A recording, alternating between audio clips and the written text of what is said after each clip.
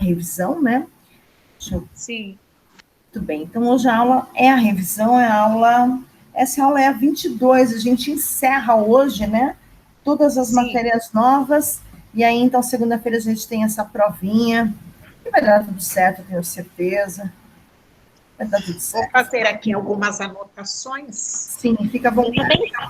Tudo isso já está no Sponte, tá bom? Já disponibilizei lá para vocês. Deixa eu ver. Tem aqui, não, aqui. Já está aqui, ó. Os 3 PDFs que eu vou usar hoje, tá bom? Já está o link. E só falta mesmo a gravação, que aí é no final, né? Sem problemas. Tá. Bom, ó, já publiquei aqui, tá bem? Vocês estão vendo, né, minha tela? Então, sim.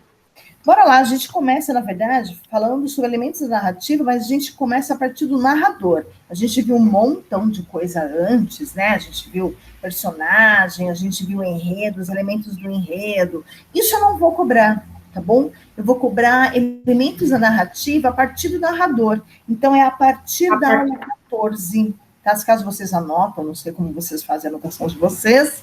Então, aula 12? Aula 14. Aula 14? Tá. Isso. Tá. O PDF que eu mandei para vocês pelo Sponte é o mesmo que eu estou usando aqui. Então, vai ter uma página, tá? Que é a página 33, ó. Página 33. Já começa a partir daí o que eu vou cobrar na prova, tá bom? Então, eu vou cobrar, por exemplo, assim, tem lá um texto e eu pergunto para vocês, qual é o tipo de narrador de cada texto?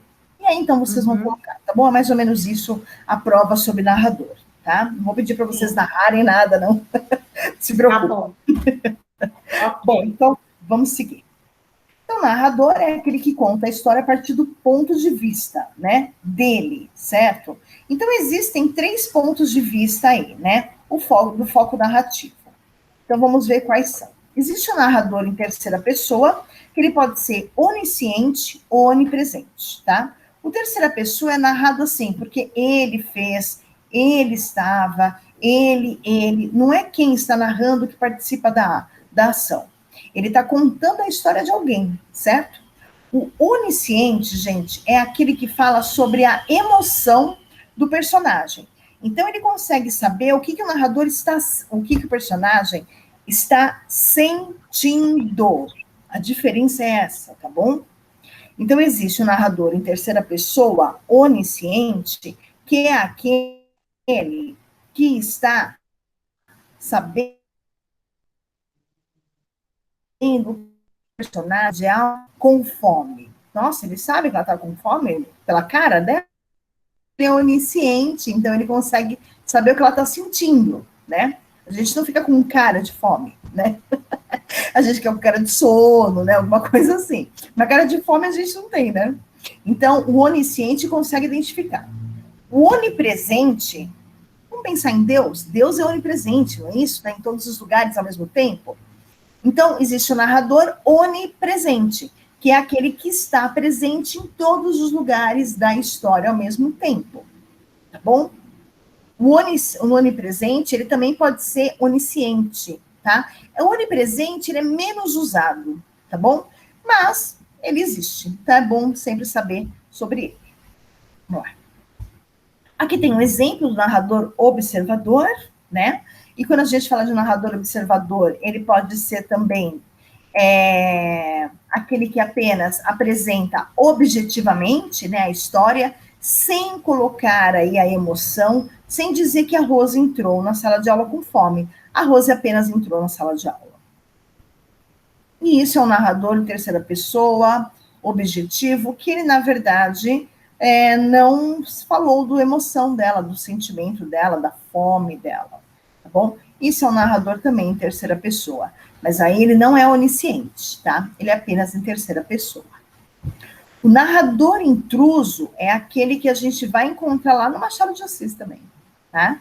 O narrador intruso é aquele que faz várias intervenções e comentários sobre a atitude das personagens, tá? Ele fala com o leitor, ele fala com quem está lendo aquele livro, ele fala assim, você, narrador, que não tem o que fazer, está aqui me lendo. É muito engraçado. tá? É também em terceira pessoa, mas aqui o narrador onisciente intruso é aquele que vai conversar com o leitor, tá? Então, um sabe as emoções da personagem, que é esse daqui que a gente está falando, né? Que é o onisciente, narrador onisciente, sabe o que ela está sentindo. O onipresente é aquele que está em todos os lugares ao mesmo tempo, que ele pode ser onisciente ou não, tá bom? E a gente tem o narrador observador aqui, que é onisciente intruso, que é aquele que fala sobre o que o personagem está sentindo. Além disso, ele se intromete. Por isso que ele é intruso. Então, ele se intromete, faz um julgamento da personagem, da ação dela, e fala com o leitor. Tá bom? Tudo bem aqui? Sim, Pro. Ok. Narrador-personagem, existe o narrador testemunha, que é aquele que narra acontecimentos dos quais ele participou.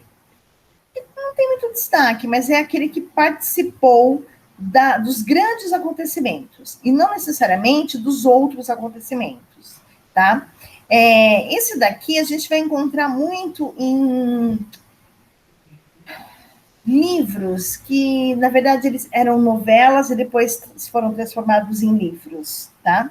Então, a gente tem aqui um que ele narra acontecimentos que ele participou, porque ele é testemunha, né? E só que ele em si não tem grande destaque, tá bom?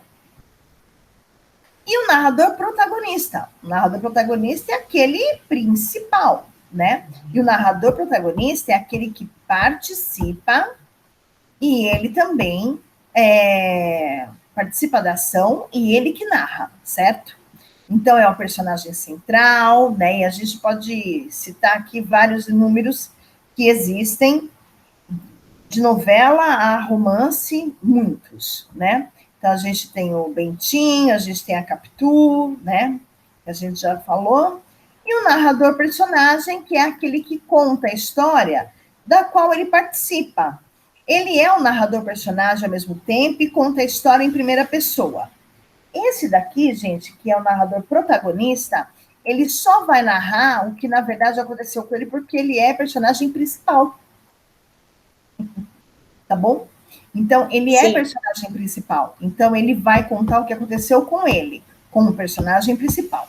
Esse daqui é diferente, porque ele é narrador-personagem, ele conta a história da qual ele participa, independente se ele é o personagem mais importante ou não. Tá? Essa é a grande diferença do narrador-personagem e do narrador-protagonista. Tá? Entenderam a diferença? Entendi. Bom, independente se ele é o principal, né? No personagem? Independente se ele é o principal protagonista, né? Isso mesmo, isso mesmo. O narrador-personagem, ele vai contar a história, né, através do olhar dele, e ele pode ser, de repente, uma árvore dentro de uma história. Não necessariamente o herói, né? Isso mesmo. Bom, muito bem. E vamos lembrar que é sempre bom, o narrador, gente, não é o autor. Tá? Alguém batendo na porta? Oi. Pro, desculpa, a Deise está avisando que ela está sem energia em casa. Ah, meu Deus do céu, com essa chuva toda também, né, gente? Não tem como, né? Meu Deus, deixa eu ver aqui. Ok, tá bom. Sem problema. Depois a gente manda para ela o videozinho, tá? Falar para ela, tá? Vamos voltar lá. Onde eu tô aqui? Narrador não é autor, vamos lembrar sempre disso, pelo amor de Deus, tá? Quem escreveu esse livro foi Raquel de Queiroz. Ai, que legal. Ela escreveu um romance, muito bem. Quem é o narrador do romance? É a Raquel de Queiroz? Nunca. Sempre um personagem, tá bom? Tudo bem? Sim. Acabamos a aula 14, vamos para a aula 15, tá vendo? A gente já está aqui no elemento chamado tempo, que também será cobrado, né? Eu passei para vocês, na verdade, né, os tópicos que eu vou cobrar na prova, não é isso? Sim, mandou. Então, tempo e espaço, tipos de narradores, tipos de composições e gênero notícia. Tem alguém batendo na porta? Vamos lá. Quem bate na porta é a Mariquinha, não é a Vitória. Boa tarde, Vi. Bora para a aula, Vi. Então, vamos lá. O elemento tempo numa narrativa, ele é tão importante quanto, na verdade, personagem, né? Porque não tem como eu ter um personagem e não saber aonde posicionar esse personagem, né? Quanto tempo durou essa história, né? Quando que foi narrada essa história aconteceu quando, né? E as ações, elas são ligadas com o tempo, né? Não tem como desvincular uma coisa da outra. Por exemplo, ai, gente, eu comprei um patinho. Nossa, Pro, você comprou um patinho quando eu tinha 2 anos. Quer dizer, faz tempo pra caramba, né? Não muito, né, gente? Uns 15 anos, mais ou menos. Então, assim, tudo depende, né, do tempo. Eu preciso falar quando aconteceu. Quando não há, na verdade, uma representação bastante simbólica, clara, né, expressa do tempo, a gente tem um tempo psicológico. Então, ou a gente tem um tempo escancarado ali pra gente, tipo, ai, ontem fui ao mercado. Ontem é tempo, gente. Tá bom? Então, tá escancarado, né? Quando aconteceu essa ação, tá? Então, a gente precisa saber em que época se passa a história, a duração dessa história, o tempo cronológico da história e o tempo psicológico. Sabe quando a gente encontra uma amiga de muitos anos que não se vê, ou, por exemplo, pós-quarentena, a gente vai encontrar as nossas melhores amigas e a gente vai sentar para conversar e vai perder o tempo, não é isso? Nesse papo, esse é o tempo psicológico, tá? É aquela conversinha de boteco. Para ficar mais claro. Vamos lá. Então, época que se passa, a gente pode ter aí, por exemplo, como panos de fundo para o enredo, uma história de época, né? Então, a gente precisa ter os elementos daquela época, porque não vai adiantar nada eu dizer que essa história é de 1800, e aí, então, o rapaz mandar o WhatsApp para a mocinha. Acho que não cabe, né? Não tem coerência, certo? Então, a gente precisa sempre situar o personagem e as suas ações de acordo com o tempo, tá bom? Eu lembro de um filme que foi feito baseado em Memórias Póstumas de Brás Cubas, do Machado de Assis. Foram 2 filmes horrorosos. Mas, enfim, ele não foi tão fidedigno assim. Por quê? Porque, na verdade, eles fizeram uma versão, porque eles sempre atualizaram o tempo do que era da época. Então, por exemplo, na época, né, Machado de Assis diz que mandava bilhetes. E, quando fez o filme, mandava telegrama. Telegrama não tinha na época. Depois apareceu o telefone no outro filme. Não existia telefone na época. Então, assim, eles, na verdade, fizeram como que fosse atemporal esse filme, e então ninguém gostou. Porque queriam algo fidedigno, certo? Vamos lá. Duração da história, tudo depende de muita coisa, né, gente? A duração da história, ela pode ser um período curto, um período muito longo, um período de séculos, por exemplo. Ou então pode ser assim, numa noite só, que nem o Feliz Ano Novo, ele passa aí umas horinhas antes do Réveillon, né? Então, assim, olha o que aconteceu, né? Feliz Ano Novo é um livro, não é nem um conto, tá bom? Então, olha quantas histórias acontecem dentro de um período curto, algumas horas antes do Réveillon, né? Muito interessante. De outra forma, a gente tem aqui, por outro lado, né? Em contrapartida, a gente tem Gabriel Garcia Marques com 100 anos de solidão, certo? São 100 anos, né? Aí não são nem 100 minutos, né? Como poderia ser do Feliz Ano Novo do Rubem Fonseca, tá bom? Tudo bem, gente? Duração da história? Tudo bem, Pro. Coloquei curto ou longo, tá? Duração, período. Tá bem, tá bom. Deixa eu ver. Tempo cronológico. A gente tem, na verdade, a duração também de séculos, tá bom? Como o tempo do vento, que ele narra de uma geração de uma família para outra, então, assim, são séculos que se passam, tá? Mas são só exemplos, né, de vocês saberem aí sobre o tempo, né? E aqui a gente tem um tempo cronológico, que é aquele que transcorre de ordem natural, é do começo até o fim, tá bom? Então, é um enredo mais linear, né? Não tem umas... de repente eu falo sobre o passado, ou então eu volto, né? Eu começo do fim, nada disso. Ele é linear. Então, o tempo cronológico é aquele que transcorre de forma natural, tá bom? Ele pode ser medido, mensurável, né? Medido por horas, dias, meses, anos ou séculos, tá bem? Então, a gente pode dar exemplos de narradores que começam a falar sobre quando era criança, depois adolescente, fase adulta, enfim, a ordem natural das coisas, certo? Tá bom? Isso é tempo cronológico. E aí, então, a gente tem, depois do tempo cronológico, o psicológico, que a gente pode lembrar muito bem, associar o tempo psicológico a flashbacks. Tudo bem para vocês, flashback? Sim, Pro. Então, tá. Flashback. Então, isso. Flashback é quando a gente volta no tempo, né? Em uma passagem da nossa vida, né? Uma lembrança. Putz, lembrei outro dia quando eu era pequena. Pronto, isso é um flashback. Porque ele vem rapidinho. Flash é uma coisa rápida e back é de voltar, né? De voltar ao passado. Então, tem um momento rápido na minha mente sobre alguma coisa que aconteceu há muito tempo atrás, tá? Independente, assim, aqui, se o tempo, por exemplo, for linear e, de repente, vem, né,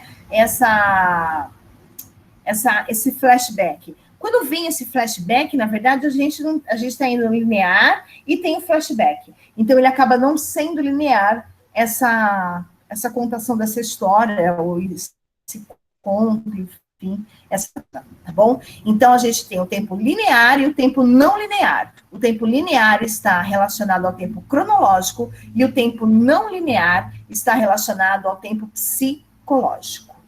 Tudo bem? Ficou mais fácil? Tempo cronológico, então, ordem natural das coisas. Isso, linear.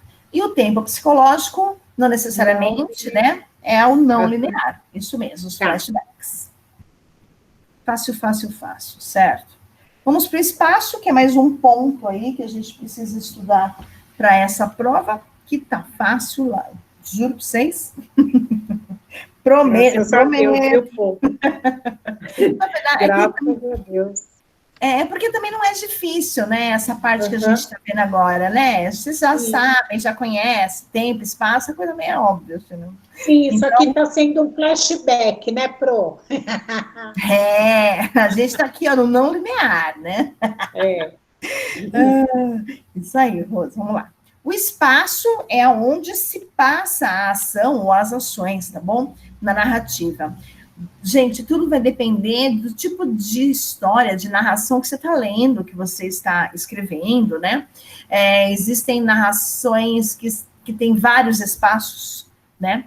Porque tem vários fatos na história, né? Então, a gente precisa de vários cenários, né? Que é o que acontece, por exemplo, nas novelas. Quando eu falo de novela, eu posso me referir, sim, à novela televisiva? Posso, porque não deixa de ser uma narrativa. É oral, a narrativa, mas é oral, mas é narrativa. E antes de ser oral, ela é escrita, né? E a gente pode falar, sim, sobre um conto, uma crônica, tá? Ou mesmo uma piada, tá? Então, a piada, Joãozinho estava na sua casa, eu estava na sala de aula, pronto. Já localizei o Joãozinho onde ele estava, na sala de aula, é o espaço da piada, certo? Então, a gente tem a função principal, que é situar as ações dos personagens e fazer uma relação, uma inter-relação, né, com ele, e é influenciada as suas atitudes, seu pensamento, sua emoção, tá bom? Tudo isso influencia de acordo com o espaço, assim como nós também somos influenciadas por ele, tá?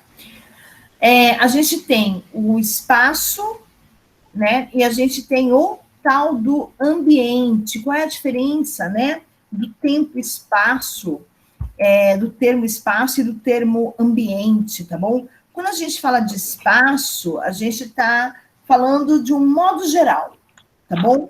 De um lugar físico, tá bom? Onde aconteceu essa história.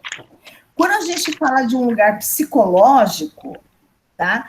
Aí, quando a gente fala de um lugar social, quando a gente fala de um lugar econômico, aí, então, a gente está falando de um ambiente, certo? O ambiente, na verdade, ele vem com características socioeconômicas, morais, psicológicas, aonde vivem os personagens, tá bom? Então, por exemplo, qual é o lugar... Deixa eu dar um exemplo que vocês conhecem. Eu não sei se vocês estão assistindo essa novela da noite.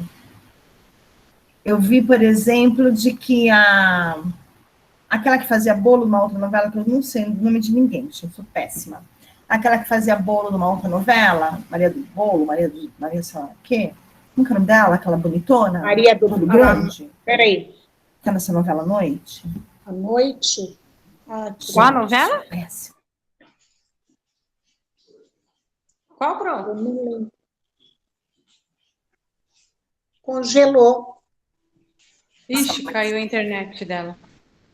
Voltou. Ai, de que? Da Rose? Oi, pessoas. Não, a gente Tá meio estava ruim tentando aqui. falar com você. Da Rose, Vânia? Tá ruim aqui o meu, gente. A minha internet hoje tá embaçada.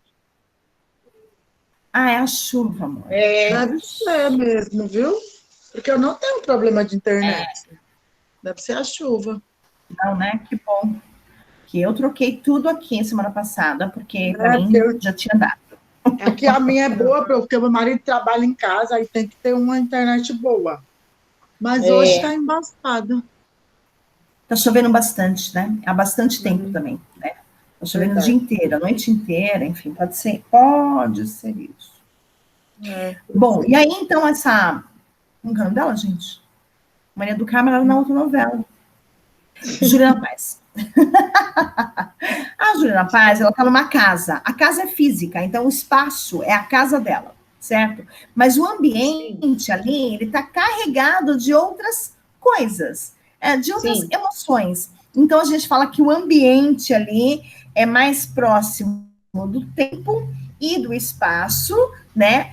Porque, na verdade, os três, né, acabam estando juntos, trabalhando junto, né? Porque o clima que acontece ali entre todos esses três, né, que determina o que é a ação dos personagens. Por exemplo, quando a gente fala vai rolar um clima, é o ambiente. É num espaço, é porque tem ambiente, e aí então vem um clima pesado, um clima de briga, um clima de amor, um clima de romance. Isso são climas. Melhorou. Né, que acontecem entre personagens. Quando a gente fala de um personagem sozinho, acontece clima também. Tudo vai depender da musiquinha que tocar de fundo. Ela que nos norteia, né, gente? Já perceberam? Tocou musiquinha de assassinato, aquele pem, pem, pem, pem. Você já sabe que alguém vai morrer. Quando toca um sambinha de fundo, é sinal que vai ter churrasco. Mais ou menos isso, né? Então, o clima, na verdade, ele é determinado pelos personagens também, pelo conjunto de características dos personagens, tá bom? E aí, então, esse clima pode ser resumido em socioeconômico, moral, religioso, psicológico, tá bom? Qual é a função desse ambiente aí? É situar o personagem no tempo, no espaço, no grupo social, na condição que ele vive. Se ele mora, por exemplo, no centro de São Paulo, se ele mora em Santa Cecília, se ele mora na Brasilândia, se ele mora na cidade de Tiradentes, né? Se ele mora no interior, por exemplo, né? Então, aí a gente vai situar o personagem no tempo e no espaço, em que grupo aí social ele vive. Ah, ele mora, então, na Brasilândia. Beleza. E o que ele faz na Brasilândia, né? Ele trabalha na Brasilândia, ele trabalha fora da Brasilândia. Como que é o conflito dele no dia a dia, né? Ele tem conflito? Todo mundo tem, na verdade, né? Todo mundo tem um conflito. O conflito é o problema, certo? Que mais? Estar em conflito com os personagens. Em algumas narrativas, o ambiente se opõe ao personagem, estabelecendo com ele um conflito. Então, a gente tem aí o Capitães de Areia, que eu já indiquei como um excelente livro, mas ele também tem filme, e ele é incrível. Capitães de Areia, você não dá nada por esse nome, mas é algo muito, muito contemporâneo, porque fala sobre usuários de droga, fala sobre pessoas em situação de rua, fala sobre o dono da boca, que é o Capitão de Areia. E areia onde? Na praia, né? Então, já falei mais ou menos, dei um spoiler do filme, mas acho que vale muito, muito a pena, tá bom? Capitães de Areia é um filme que eu adoro, e indico para todo mundo, certo? Tudo bem aqui, amores? Alguma dúvida? Tudo pronto. Então tá bom. Sem dúvida. Então tá. Deixa eu só fazer uma observação aqui. Eu não quero deixar passar. Eu me conheço e eu me perco. Vocês acham que não? Só que sim.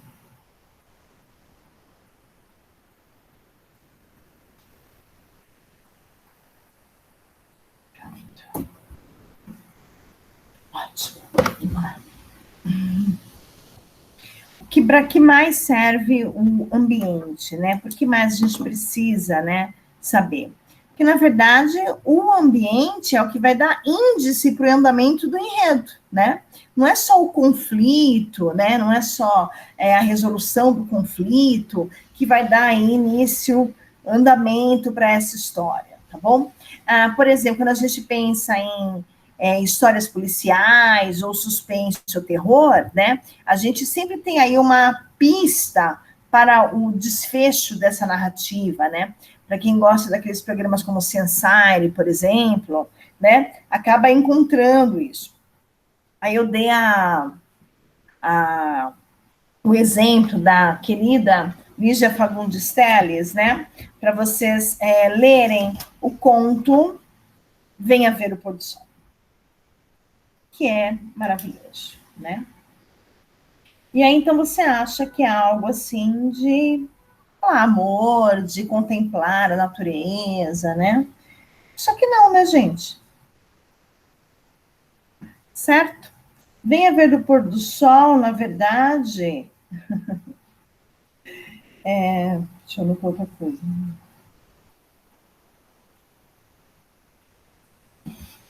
Na verdade, existem aí um desfecho feio, eu diria assim.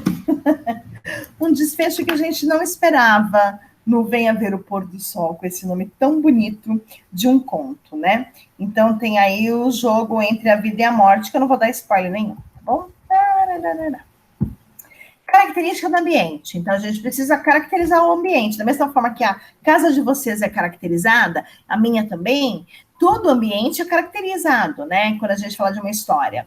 Então, a gente precisa levar em consideração a época, quando que se passa essa história, se é de época ou não, característica física desse espaço, então ela era, aí vem a socioeconômica junto, né, porque não tem como desassociar característica física da socioeconômica. Então, por exemplo, se ela é rica, você já sabe que é uma casa grande, se ela é pobre, você já sabe que é uma casa mais humilde, menor, né, e por aí vai, tá?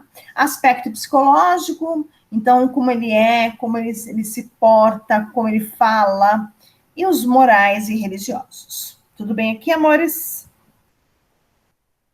Vamos ver o que mais a gente tem. Aqui foi só um exemplo, né, de que eu dei. Foi uma aula até gravada, né, sobre o bezerro sem mãe, que é tão bonitinho.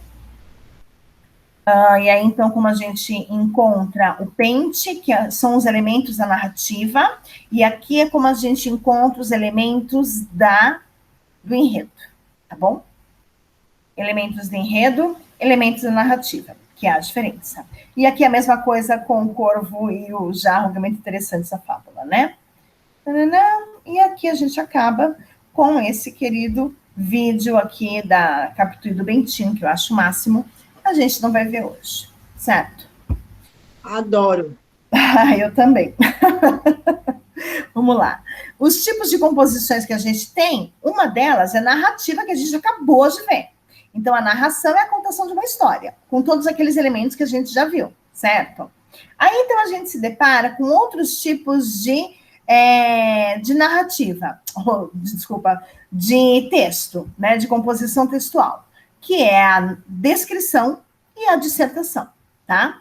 A descrição eu vou dar detalhes, características, tentar individualizar uma pessoa, um lugar, um objeto, para que esse lugar, pessoa e objeto não seja confundido com outro lugar, outro objeto e outra pessoa.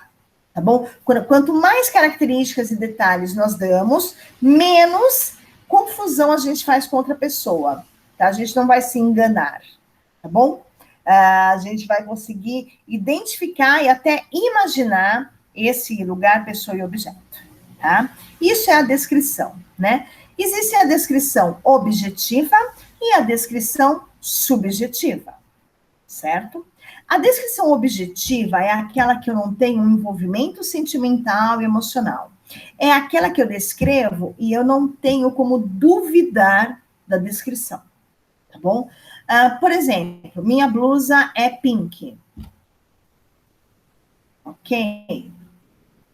Então, vamos dizer que ela é rósea, porque aí vai de tom de rosa claro até pink escuro, magenta, sei lá, né? E aí, então, pronto. Tá? Meu cabelo é cacheado. Não tem como duvidar. Não, professor, eu acho que ele é liso, hein? Não tem como, né, gente? Tá bom? Meus cachinhos. Então, tem coisas que são inquestionáveis. E quando a gente fala de inquestionável, a gente fala de uma descrição objetiva, tá? Que não envolve sentimento nenhum. A partir do momento que eu envolvo sentimento, emoção, aí então a gente vai falar de uma descrição subjetiva. E subjetiva é tudo aquilo que eu acho. Eu acho. Você não acha isso. Eu acho isso. Por quê? Porque são opiniões subjetivas, individuais. Tá bom? Cada um tem o seu, né? E aí, então, é envolvido por percepções diferentes. O que é caro para você não necessariamente é para mim. O que é caro para mim não necessariamente é para você. Tá bom? Isso é subjetividade, ou subjetivo, no caso aqui da descrição, tá? Narração, não vou nem falar o que é, porque a gente já viu um montão dela, certo? Tem até o pentezinho aqui, 6. E dissertação, o texto dissertativo, é aquele que vai, na verdade, como ponto objetivo, como maior objetividade desse texto, é colocar o ponto de vista de alguém, expor ideias, tá bom? Para que a pessoa consiga entender o que eu penso sobre ou tentar convencê-la disso, tá? Depende do que eu quero. Então, quando a gente fala de uma ideia, uma dissertação expositiva, eu vou apenas colocar ali um posicionamento, uma posição, um ponto de vista de alguma coisa que eu penso e li sobre, por exemplo, tá? Então, eu li, por exemplo, de que talvez seja mais rígido a quarentena por conta do aumento de pessoas infectadas, ok? Ok.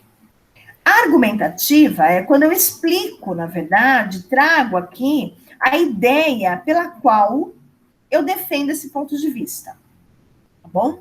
Por exemplo, eu acho que toda mulher deveria andar de mini saia, e ponto final. Por quê? Porque eu acho que mini saia é mais bonito, mais elegante, enfim, estou pondo aqui um exemplo, né? Tá bom? E aí, então, eu trago esse meu ponto de vista, essa minha explicação, essa minha argumentação, ela deve ser científica, tá? Ela deve ser baseada cientificamente. Embasamento científico é muito importante, tá? Eu não posso trazer numa dissertação que minha vizinha falou. A não ser que minha vizinha seja a Lígia Fagundes Telles, que escreveu alguns livros, sei lá, Karnal, Leandro Karnal, certo? Alguma coisa assim. Aí, então, tem peso e bastante peso, certo? Tudo bem? Acabamos Tudo bem, Pro. Beleza. Acabamos aqui, então, tipos de composições, que ótimo, fico feliz, porque eu sei que vocês são bem inteligentes, e eu sei que vai ser fácil.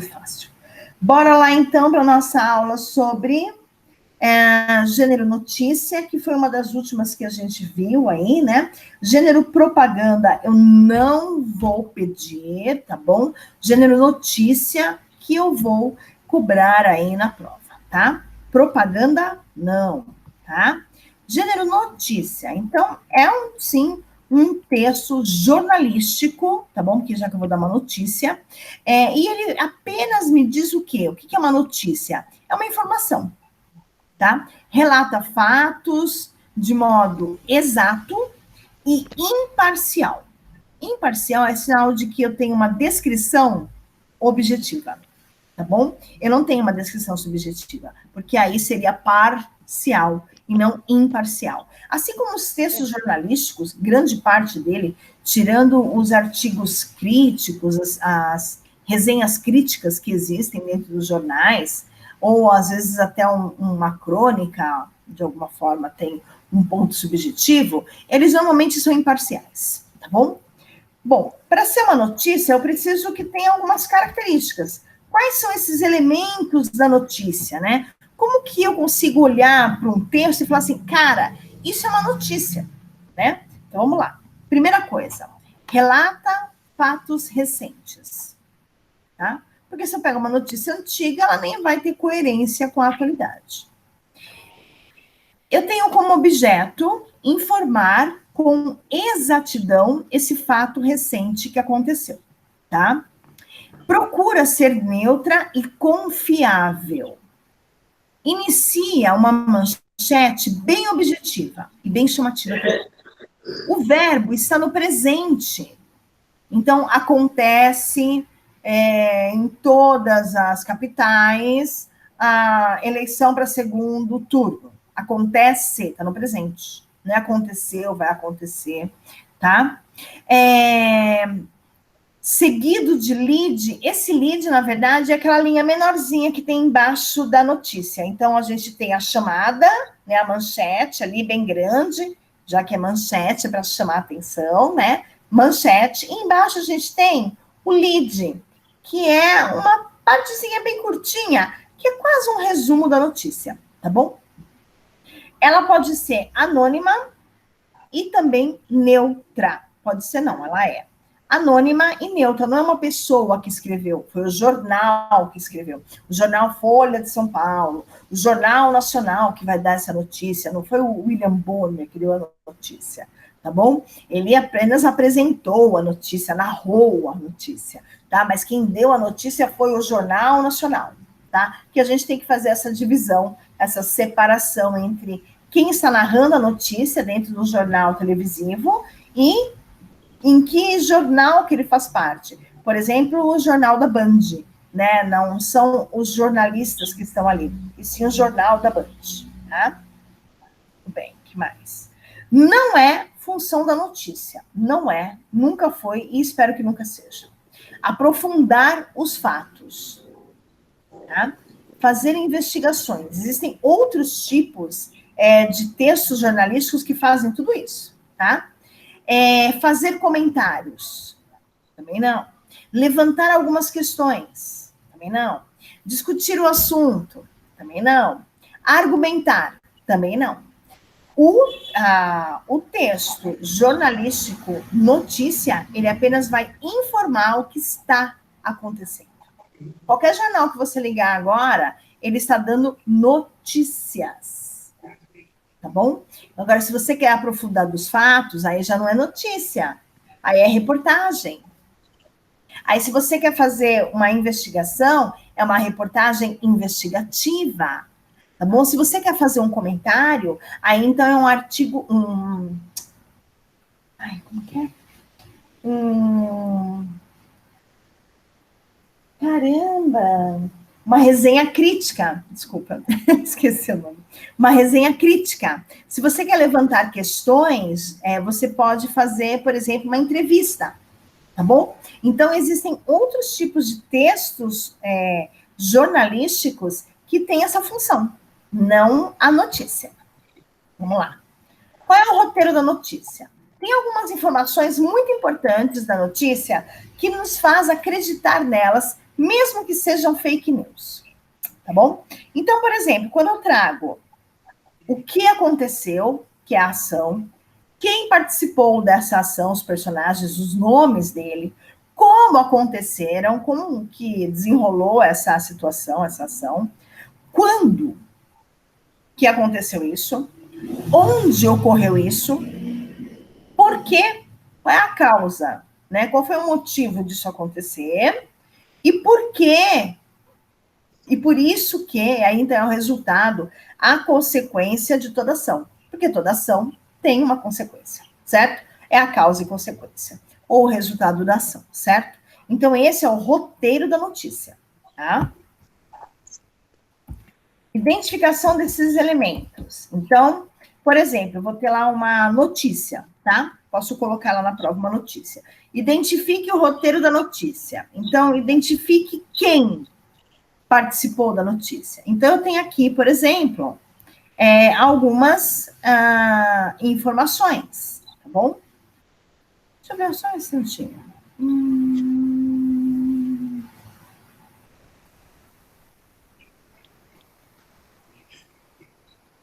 Tá. Então, aqui eu tenho um roteiro de notícia. Eu não tenho a notícia em si, mas eu tenho um roteiro. E a partir desse roteiro, eu consigo fazer até uma notícia. Tá bom? Bem triste esse aqui. Deixa eu até mudar. Ai. Vamos lá. Corpo da notícia. Como que eu vou, então, fazer uma notícia? Vai ter primeiro o título, tá? O título que é bastante grande, que é a manchete. No lead, eu vou ter exatamente isso aqui, ó. Essas informações. Quem, o que, onde, quando aconteceu. Aí, para eu saber como aconteceu e por que aconteceu, aí eu preciso ler a notícia, tá? Tudo bem? Sim, pronto. E aqui a gente tem uma notícia, um exemplo de, né? Então, pirataria informática aumenta em Portugal, tá? Essa é a manchete, é o título, certo? O lead vem embaixo, na primeira linha, tá? E depois da primeira linha, primeiro parágrafo, enfim, a gente tem o corpo da notícia por si só. Certo, amores? Certo. Aqui a gente tem um antitítulo, que é aquela parte em cima dos jornais que a gente procura o jornal e encontra o que a gente quer, enfim. Subtítulo, a gente tem uma letrinha um pouquinho maior do que o lead, que é o corpo da notícia, que faz parte do corpo da notícia, e por aí vai. Eu não posso esquecer disso aqui. Porque, quando, onde, o que, como, o que. Sabe quando alguém dá uma notícia de morte? Gente, fulano morreu. Nossa, quando? Onde? Mas por que morreu? Como que morreu? Quem morreu, gente? O que aconteceu? É mais ou menos isso. Bom? E aí, então, a gente encerra a aula só para dizer que a notícia é um texto informativo, linguagem simples, porém formal. Ele é conciso, ele é curto, ele prefere frases curtas também. Ele utiliza a voz ativa e verbos de ação e faz uso de linguagem impessoal. Então, não vai ter gíria, não vai ter vício de linguagem, tá bom? Não vai ter o queísmo, não vai ter nem a linguagem tecnológica, tá bom, amores? Bom, gente, a aula de hoje é essa. Eu gostaria de saber se vocês têm alguma dúvida, se está tudo certo, se vocês querem perguntar alguma coisa, enfim, gente, estou preocupada com vocês, com a aprendizagem de vocês, na verdade.